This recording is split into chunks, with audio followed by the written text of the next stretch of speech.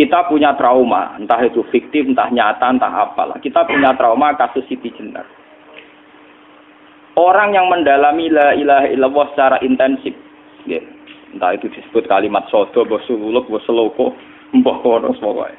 Orang yang memahami la ilaha illallah secara intensif, itu pasti menuju ilmu hakikat. Dan menuju ilmu hakikat pasti ngalami hakikat yang khoyali. Ini rungokno tenan iki. Hakikat yang nopo? Khoyali. Dan hakikat yang khoyali ini mulai menipu. Ya, kalau sudah begitu ruwet. Misalnya ngeten nggih.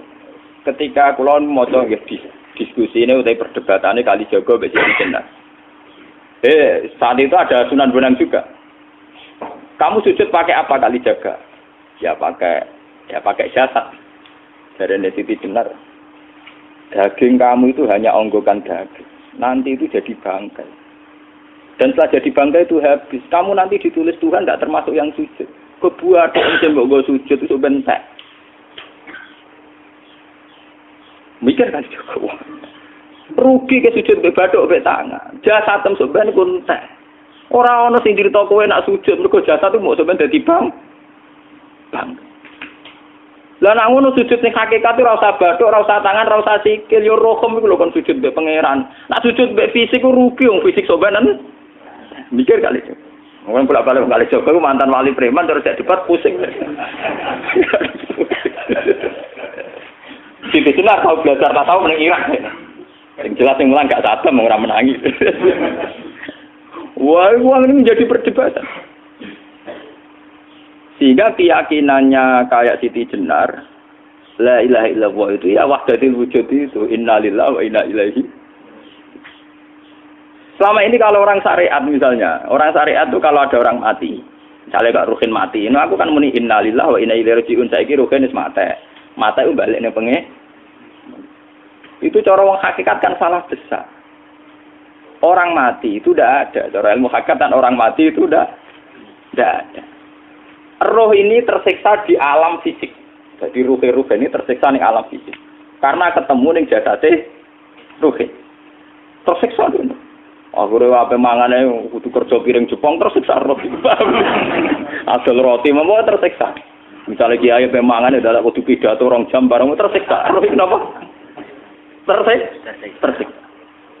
Mergo roh ora buta mangan, ora buta ngombe, tapi gara-gara melok fisik. Paham ya? Lho ini tenang ilmu warai ta bener.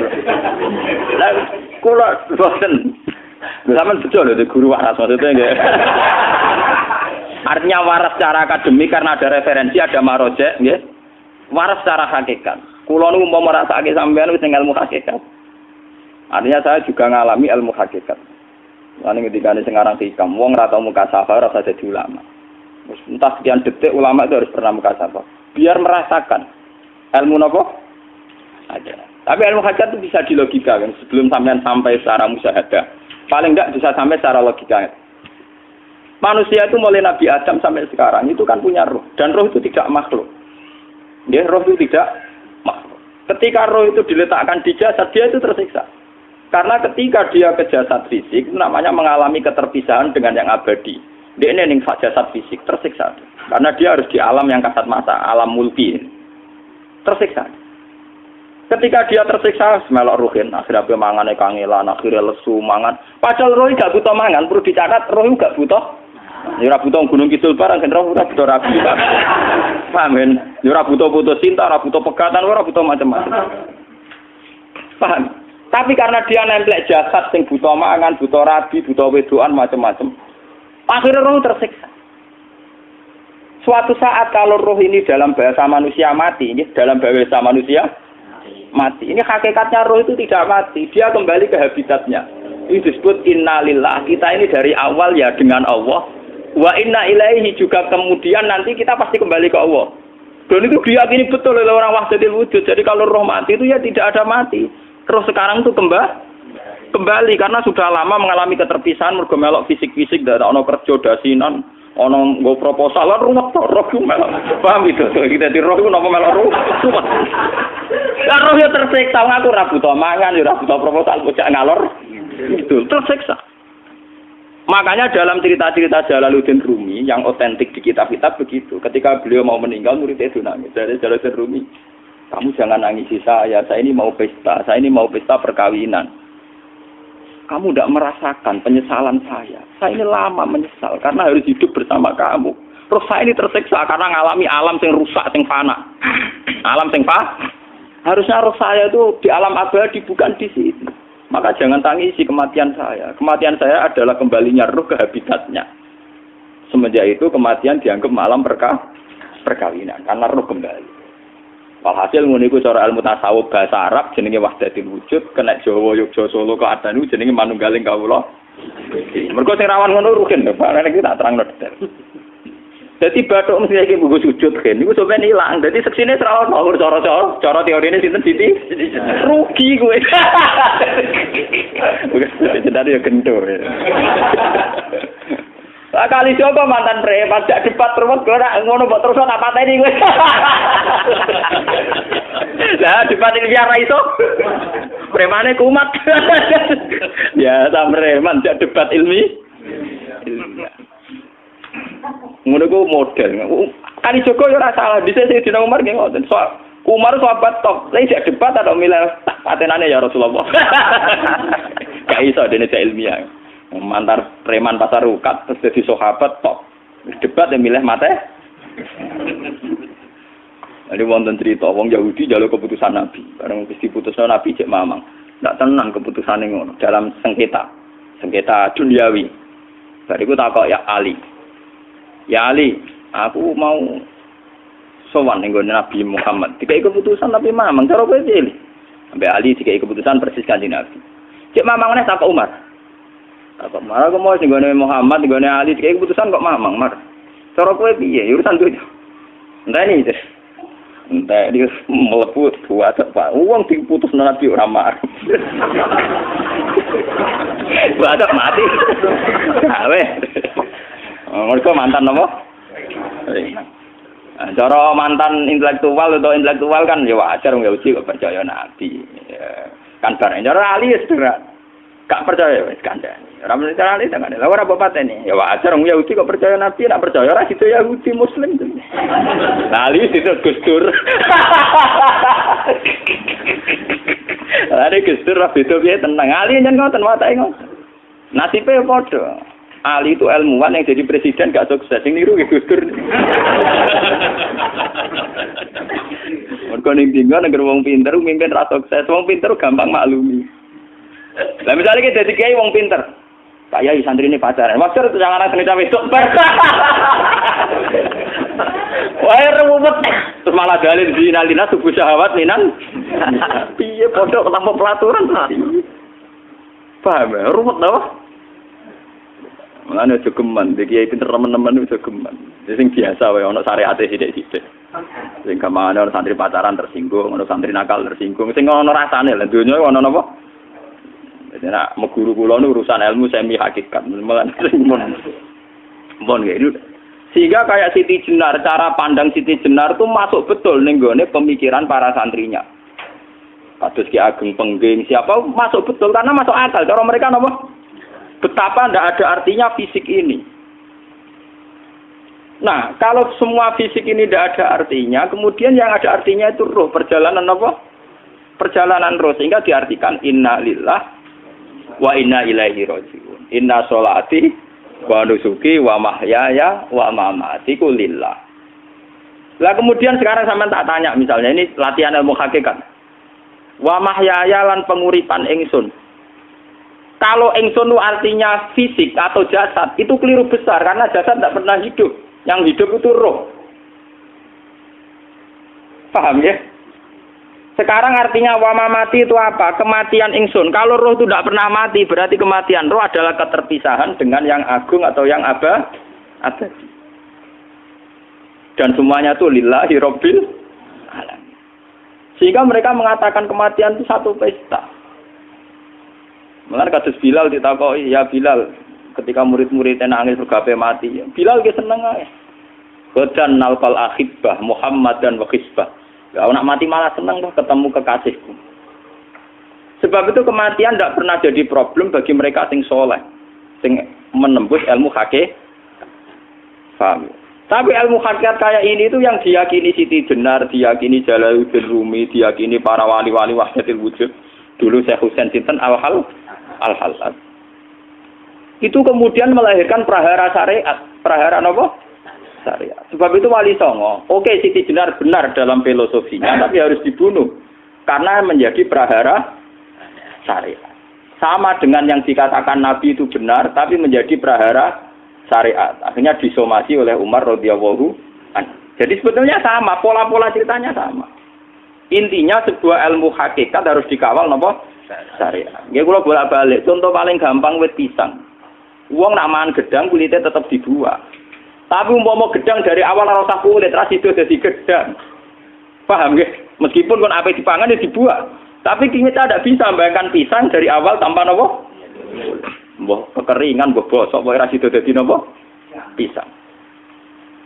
Terus pentingnya syariat lagi begini, malah penting ngaji wali-wali syariat yang pinter kados Sunan Kudus, kados Sunan Bonang. Andai kan tidak ada syariat itu dunia pun mesti rusak. Contoh paling gampang masalah pornografi, porno aksi. Jadi jenengan aja omongi ngono ibu ngakak-ngakak deh. Dari pangeran wis pirsa, kowe nek klambi pangeran ora tentara ya ora usah klambenan. Wong ora ana gunane. Kalau yang paling penting ku nazarullah, kenapa kowe klambenan barang, wong kowe klambenan ora pangeran tetep pirsa. Nyatane si jenar nak mulang nggih coba klambenan lah intine napa? Dinya ada nabi Sunan Bonang. Nah kowe percaya kabeh nazarullah ora usah napa? Klambenan. Tetapi teori ra usah klambenan yo dinggo tenan. Mulane nek pas do wiridan aliran sesat ciri utama. Kira klambenan tenan. Lah ruwet to. Lho iki tenan iki cerita. Iki pentingnya ngaji nggih. Ben sampean ngerti variasi riwayat kemudian kita orang syariat harus kayak apa, kemudian kenapa menjadi aliran wahdatil wujud. Lah terus kita ini ya, kita ini kan orang syariat. Memang kalau manung syariat itu akeh kok sampean-sampean siji mesti ra kramat. Modele ora ada duwe bingung, ruwet. Urip wong syariat lho apa? Dineng bojo wedi, dineng tangga wedi, pengaruhe menurun. Pancen orang syariat itu banyak kriminal tauhidnya itu memang jelas. Melane kiai-kiai peken nak ketemu kiai-kiai sing setengah jadah wedi mergo iso nebak atine. Ndekne meriang langsung. Sing kiai ra tau salat keramat padahal ngambungan wong. Sumudina salat 4 waktu kok ora tau keramat. Wong ape buah utang tanggane iku keramat apane? Sing kono ngawur-ngawur sowan pirang. Meriang oleh syariat ngadepi wong hakikat napa? Mulane jogeman ge dadi wong syariat sing ngene iku bahaya. Nah kula mboten ngarah. Sampai dadi wong syariat sing ra keramat. Bahaya sekali itu bagi perjalanan agama. Kalau sering ketemu kiai-kiai yang terkenal keramat keramat di Juwaduk tiang-tiang hakikat. Ditantang kanca-kanca kula wani, nak tantang aku tetep rawani kok. Mikir deh.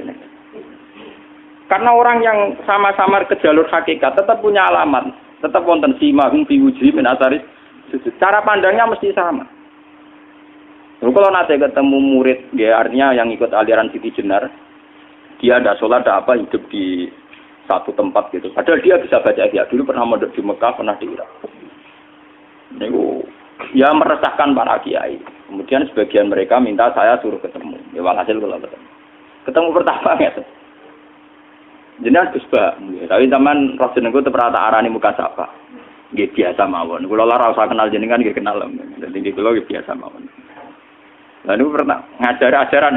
Saya Gus ning donya tak enteni mau turu ngenteni mati ngono Gus kok repot. Ijaban kula terus enak.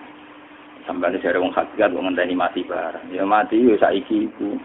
Ora usah ngenteni saiki padha-padha wis napa? Wis mati. Ya saiki wis padha-padha wis urip. Wis padha kabeh. Nah cara ilmu hakikat kan terus sama semua. Napa? Sama semua. Tadi makanya itu tadi. Kalau baleni malih logika hakikat itu begitu ya. Roh itu ditiupkan oleh Tuhan ke kita. Kemudian roh karena ikut alam fisik, alam jasad, roh ngalami yang kita alami. Nggih. Ketika roh ngalami yang kita alami, dia tersiksa. Nah, ketika roh sudah terpisah dari jasad yang mengekang, yang memenjara ini, dia senang terus kembali ke Tuhan. Ini disebut inna lillahi wa inna ilaihi.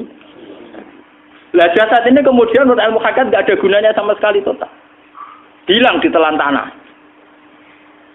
Lah kalau begitu jasad iki nak mbok agul-agulan, Gusti bathuk kula tak nggo sujud tangan kula ndi buktine tangan wis ra ono. Bathuk wis ora. Mulane dari Siti Jenar, hanya wali bodoh kayak kalian yang punya ajaran bodoh begitu. Malah rasupan terus. Mulane Sunan Kalijaga semangat kon mateni mergo tambah omongane glodro ndi. Tapi yang enggak disadari Siti Jenar yaitu tadi. Inti dari ilmu hakikat itu kan tunduk sama kersane Tuhan. Kalau sudah tunduk pada kersane Tuhan, kalau kersane Tuhan roh kita harus di jasad. Dan wujud jasad kita ini juga karena kehendak Tuhan. Kenapa yang wujudnya jasad yang karena kehendak Tuhan engkau ingkari? Sementara wujudnya roh tidak kamu ingkari. Toh wujudnya jasad ya bi iradatillah wa bi masyiatillah. Wujudnya roh ya bi wujudit bi masyiatillah wa ira. Harusnya fungsi jasad juga harus kamu akui toh Siti Jenar. Wong sekarang kita punya jasad ya bukan karena kita, karena kehendak Allah. Kenapa kamu ingkari? Berarti kamu mengingkari kehendak meneng Siti Jenar.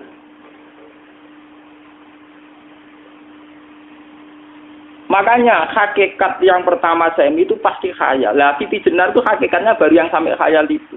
Sehingga dia tersesat. Sebetulnya kalau sudah hakikat beneran itu tidak perlu khayal begitu. Artinya tidak perlu khayal jasad kita sing senajan ora ana gunane ini.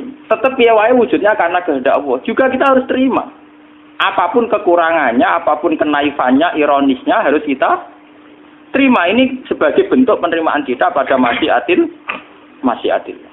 Begitu juga keadaan roh kita sebagai penerimaan atas masyiatil. Meskipun ada teori-teori roh yang lebih valid. Lebih valid misalnya begini. Kanjeng Nabi itu suatu saat ininya terputus karena perang Uhud. Itu Kanjeng Nabi dia dolanan drijine ini. Napa cara napa jari jemari ini Nabi putus. Iki dolanan. Jadi Nabi sendiri kadang sering ngajarkan ilmu hakikat. Hal lagi illa usbun udmiyat wa fi sabilillahi ma laqitu. Kowe iku ora trimo fisik, bentuk fisik jari jemari sing ditetir berdarah. Tapi nak kowe wis fi sabilillah ayo wis balik ning habitatem. Sehingga kenapa para sahabat itu ketika dicincang, ketika putus tangannya, putus kakinya. Sahabat yang usul ke ilmu hakikat itu malah senang. Karena jasad kita ini kan ila sabilillah menuju jalan Tuhan. Sekali dia sudah terluka fisabilillah itu sudah menemukan formatnya. Cara teori Cina bisa menemukan formasinya. Paham gitu? Orang kok malah ngeluh itu berarti goblok kena ngeluh. Paham tak? Paham ini apa? Jadi, makanya Nabi ngertikan ya itu sudah ketemu formatnya. Ketika rohnya para syuhada nanti kembali ke Tuhan, ya ketemu formatnya lagi. Itu disebut wala taqulu lima yuqtalu fi sabilillahi amma. Dia tidak mati sesuai formasi awal, yaitu roh kembali ke Tuhan dan jasad ikut mengawal. Lah itu Nabi kadang ya pakai ilmu hakikat begitu. Mulane kula bolak-balik matur, kula niku nggih mulai umur 20 tahun napa pinten. Kula ngasih nggih gadah penyakit dan ekstrim penyakit saya. Sampai saat ini kalau nak ngobatno tidak lebih 50%, karena saya tetap berpikir. Misalnya cara syariat kan berobat, tapi cara hakikat, apa betul keberadaan saya di alam ini penting?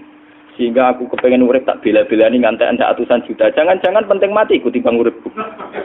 Lah nak ngono lha apa tak bela-belani? Entek atusan juta. Jadi misalnya kita berobat ya mau, ya cari nabi kan berobat ya berobat. Pokoknya kita Islam masih mau gerutu kadang orang paham. Sekali kamu mengamati dengan sisi hakikat, coba sekarang sampean pikir, coba sekarang nggak pakai logika hakikat, pakai logika syariat saja. Saya ini misalnya asetnya 10 juta, misalnya, saya punya aset 10 juta. Tapi misalnya aku rugi nawan atau dipengaruhi di masa depan sama kayak kulo kan soalnya cara teori di masa. Misalnya kulo ruhin, artinya kere di duit 10 juta aset.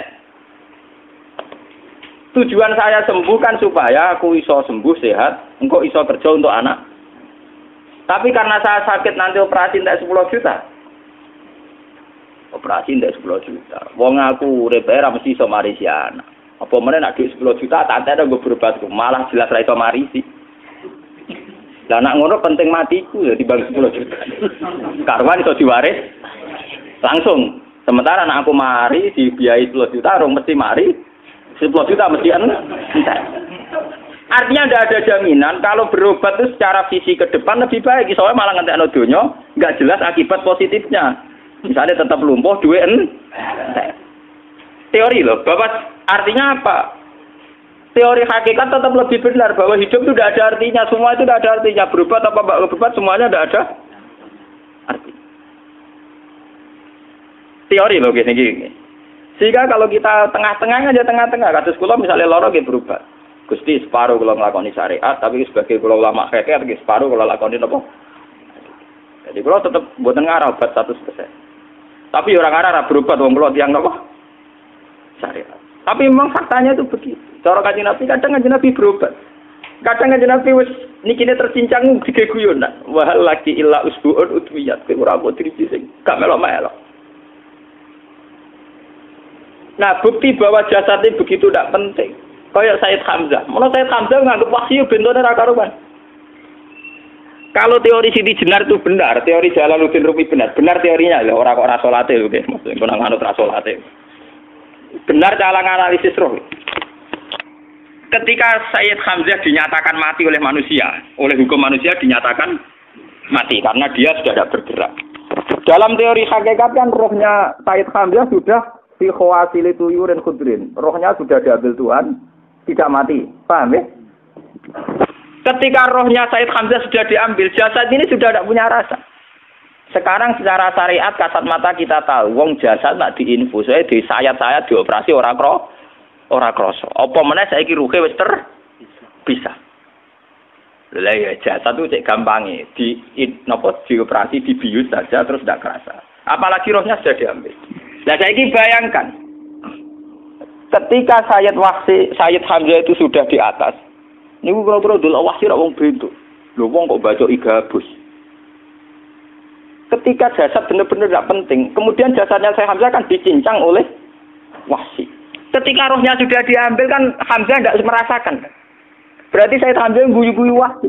Wahsi cek bentuk nih gabus dicincang. Paham ya? Lho niki tenan. Artinya ketika pandangan manusia iba kepada Sayyid Hamzah karena dicincang, dimutilasi oleh wahsi. Wahsi tidak mengalami sinten, Sayyid Hamzah tidak mengalami apa-apa karena rohnya sudah bersama Tuhan. Dan iso wae Sayyid Hamzah malah guyu-guyu wahsi. Cek goblok gabus kok dicincang. Lah nak ngono rak mirip, makanya dalam hal ini itu dalam teori roh itu sebetulnya Siti Jenar tidak sesat dalam teori roh. Tapi jangan katakan itu penemuannya Siti Jenar. Siti Jenar itu terlambat. Sebelum itu ada Husain Al-Khallas, sebelum itu ada Jalaluddin Rumi, sebelum itu juga ada sahabat, ada nabi. Cuma cara aplikasinya Siti Jenar melenceng. Jadi jangan katakan kok tak kampus-kampus. Iku pendapat Siti Jenar itu malah goblok meneng. Siti Jenar itu sanut, paham nggih maksud apa? Wis anut. Nah, teori yang sama terjadi pada Yesus Kristus. Ketika Yesus misalnya secara lahir dicincang, dimutilasi, diapakan oleh orang Yahudi. Sebetulnya rohnya dia sudah bersama Tuhan, kembali ke Tuhan Bapa, nah cara Kristen. Nah cara Islam ya balik ning pangeran. Andaikan itu iya, itu ya tidak ada masalah karena hakikatnya dia tidak dicincang, tidak dibunuh. Andaikan iya lah, tentu menurut Islam yang dibunuh Yudas atau siapa itu yang masuk bialah. Tapi sama sebetulnya teorinya sama. Kalaupun iya tidak ada masalah. Oke, kalau misalnya Nabi Isa karena ada kontroversi menyangkut dia atau Yudas. Sekarang yang Zakaria dan ya. Zakaria itu dicincang betul oleh orang Yahudi, matinya dimutilasi. Tapi dia tidak apa-apa. Karena ketika beliau dicincang, rohnya sudah diambil. Ini rungono tenan kan. Ben kira untuk kendel mati paham kan ya. Dadi maksudnya niku kula ajari nak mati itu tidak problem nggih. Niki kalau urip wedi lho. Dan ini bersamaan paham nggih. Kaitan la ilaha illallah ini nanti semuanya sama kaitan sama apa? La ilaha illallah. Ini nanti ujungnya sama dengan la ilaha illallah. Begitu juga seterusnya. Misalnya Yahya kalian sinten? Zakaria. Ketika Tuhan ditanya, jadi tenggene alam malakut pangeran ditakok, ya Allah, Yahya dan Zakaria itu kan hamba pilihan engkau. Ketika dicincang kok jenengan biarkan. Endi Yahya Zakaria dicincang? Aku iku ora goblok jare pangeran. Sedurunge dekne dicincang jasate ruhe tak jupuk. Dadi dekne ora krasa blas.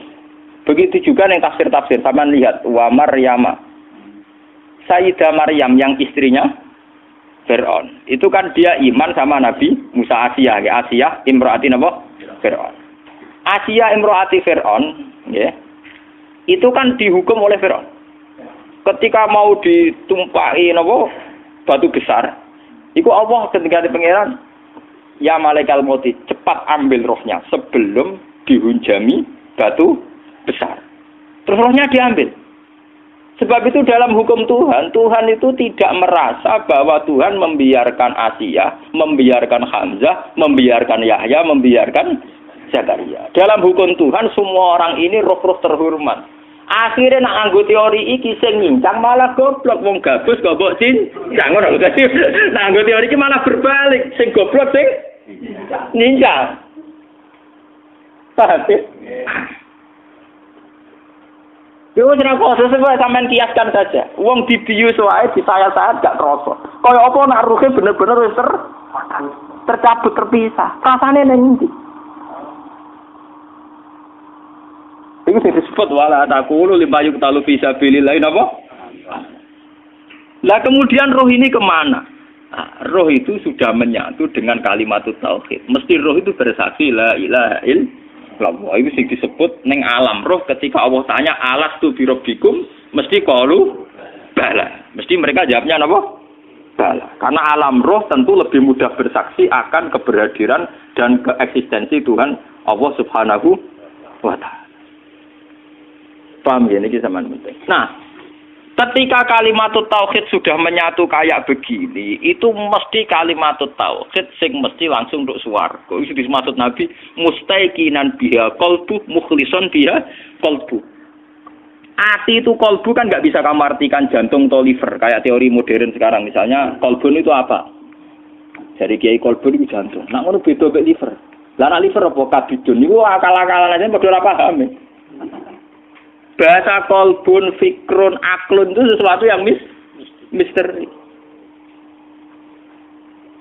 Roh ini kemudian dengan kalimat tauhid sudah menyatu disebut mukhlishon biha kolbu. Ada tingkat kemurnian hubungan roh dengan kalimat tauhid. Lah kalau begitu pasti dakhalal jannah. Karena tidak mungkin kalimat tauhid kok di neraka. Lah ini ngomong masalah-masalah hakikat. Wong sing gak tahu petualangan hakikat, momene sing sering bingung bakas duit, bayar kredit, utang jatuh tempo, ora usah melok mikir, utek wis entek go mikir duit.